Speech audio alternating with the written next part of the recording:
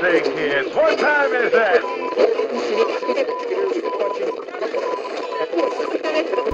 Hey everybody, Keith here again from GeekTime TV. Hope you're all doing well. Just wanted to weigh in on this MCU debate or mystery, if you will, of late.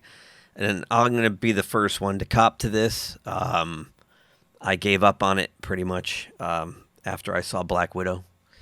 I thought the film was a travesty.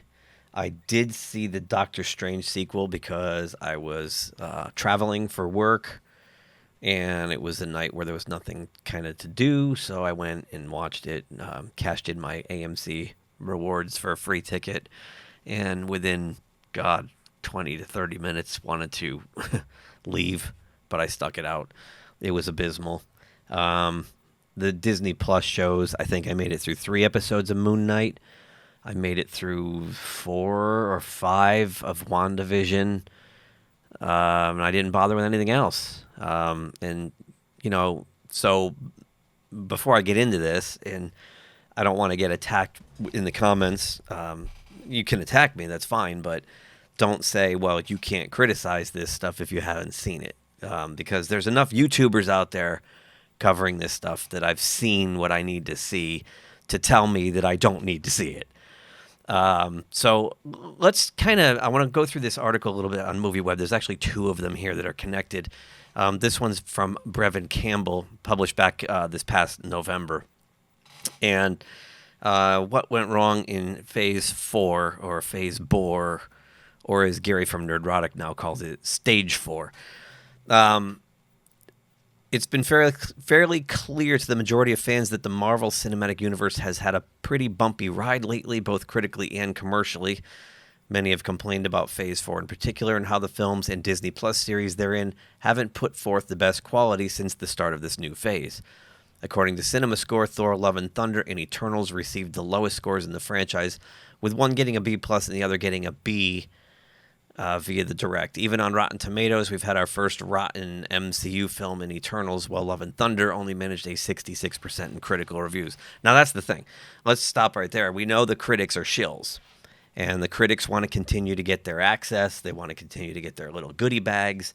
They want to get their little Thor, kit with their mugs and their T-shirts and their hats and their, all that kind of stuff. So for them to actually put a somewhat realistic score on these films is in itself kind of shocking, and you start to wonder how bad these really are if these critics are kind of giving them B's and or C level grades.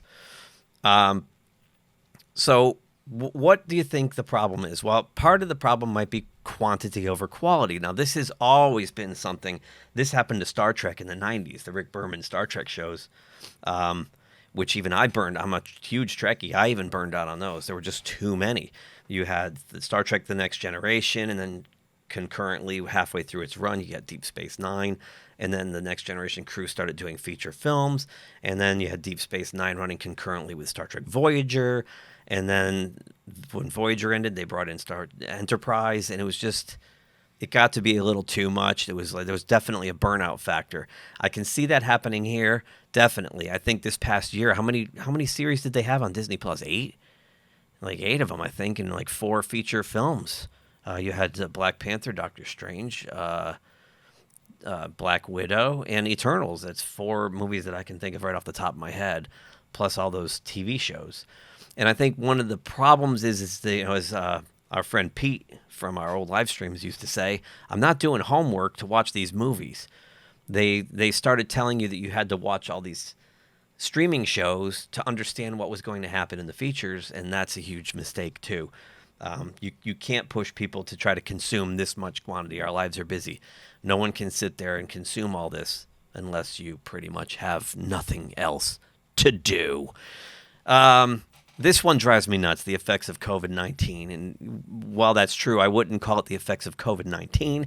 I would call it the effects of the responses to COVID-19. These authoritarian leaders that were shutting things down, that were delaying reopenings, that were only allowing you to open at half capacity, to have all these other restrictions in place and curfews and whatnot. while at the same time giving people checks to stay home and do nothing, which affects employment numbers. So you have movie theaters that can't hire anybody because nobody wants to work. So, you're cutting down the amount of shows that are being screened every day. Now, instead of going to see, say, we'll use a good movie, Top Gun Maverick, 6 or 7 times a day, maybe it's in 2 different theaters, you're seeing it 3 or 4 times a day, and it's in 1 theater because they don't have enough help. Or it's in 2 theaters, but it's only running twice because the theater's closing at 7 p.m. or 8 p.m. They have the loss of Steve and Tony, and this kind of goes to a bigger factor, I think, and that is the characters that they're featuring in this new stuff. And with that, I'm going to hop over to this article from MovieWeb by Anthony Lund, which was published earlier today or just yesterday. Kevin Feige says people who warn of superhero fatigue might as well say audiences will get bored of novel adaptations. That is the dumbest thing I've probably heard from him in a long time. He said some dumb crap lately, like we can't put Doctor Strange in the WandaVision show because we can't have a white guy come explain something to her.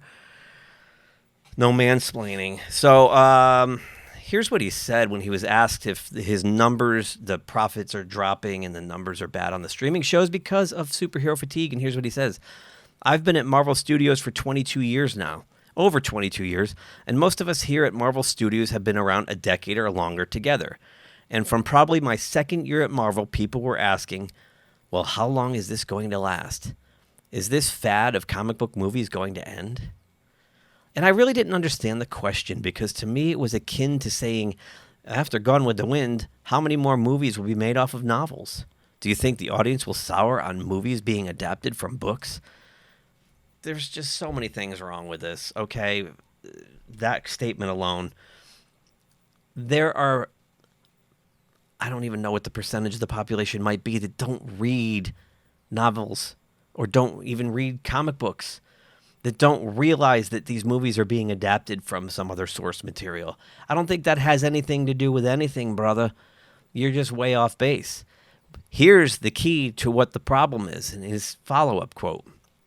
He says, well, you would never ask that because there's an inherent understanding among most people that a book can be anything. A novel can have any type of story whatsoever. So it all depends on what story you're translating. Kind of what I just said. None comic book readers don't understand it's the same thing in comics. None comic book readers, I don't understand that, but I'll read it the way it is. None comic book readers don't understand it's the same thing in comics. There are 80 years of the most interesting, emotional, groundbreaking stories that have been told in Marvel Comics, and it's our great privilege to be able to take what we and adapt them. This is not quoted right. It's our great privilege to be able to take what we can and adapt them.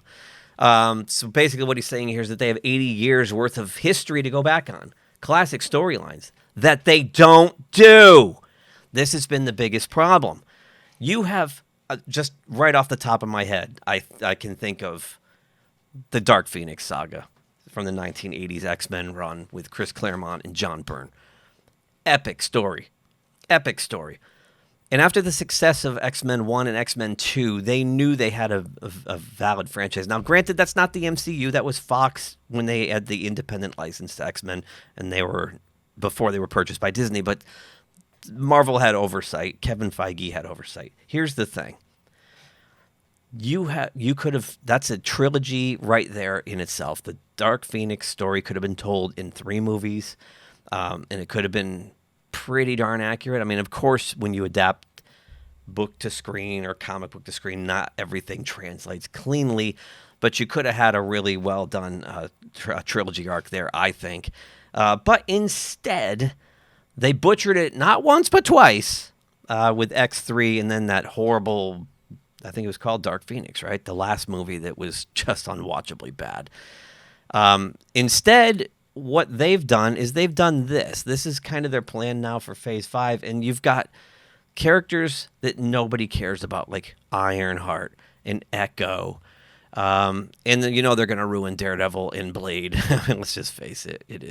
Come on. So you're bringing in characters that were failed in the comics from the last 5, 6, 7 years. Now, of course, I'm a detractor of this stuff. Someone who promotes that sort of thing will say, well, they're adapting those comics. They were in the comics. It's popular. This is the stuff that hasn't sold. These are the comic books that sit in the back issue racks at comic book stores. Nobody wants these. They didn't sell in first run. They're not going to sell in second run. They're going to sit there and collect dust, and they'll be in the penny bin, or you're going to have to bundle them with something good to get rid of them when you would go to resell. To say we have 80 years of history and then not use the 80 years of history is on you, Kevin Feige.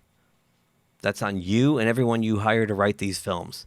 And when you think back to the Phase 1, when you had Iron Man, Captain America, the Incredible Hulk, and whatnot, these were also stories that were pretty grounded in a realistic kind of world. And I think that appealed to normal people who don't really otherwise like superheroes. But now you're going crazy with this multiverse garbage and all this kind of stuff. So to me, I've tapped out. I doubt I'll be back. I will see the new Guardians of the Galaxy because it looks like it's going to, be in sync with the first two. James Gunn kind of has carte blanche to do what he wants with that. And maybe out of curiosity, it depends on what they do with Fantastic Four. I might look into that. But other than that, I'm done. I don't care. I could care. I mean, this stuff's for free on my free Disney Plus, and I don't even want to watch it. I just don't care. So anyway, that's my opinion. That's my reaction to Kevin Feige's statements about what's going on here. We'll see. Will they course correct, or will they just keep driving this thing into the ground? I think they're going to keep driving it into the ground. What do you think? Leave your comment below. Please smash that like button if so inclined. If you haven't subscribed to the channel, please do so, and we will see you next time. Have a great day, everybody. If you enjoyed this video, please give us a thumbs up below. Also, please subscribe to GeekTime TV. It really helps us grow the channel. And make sure you hit that bell icon in order to receive notifications every time we drop new content here. You can also check us out on social media on Twitter, Facebook, and Instagram at GeekTimeNet. Thanks again for watching. We will see you soon. Say, kids, what time is that?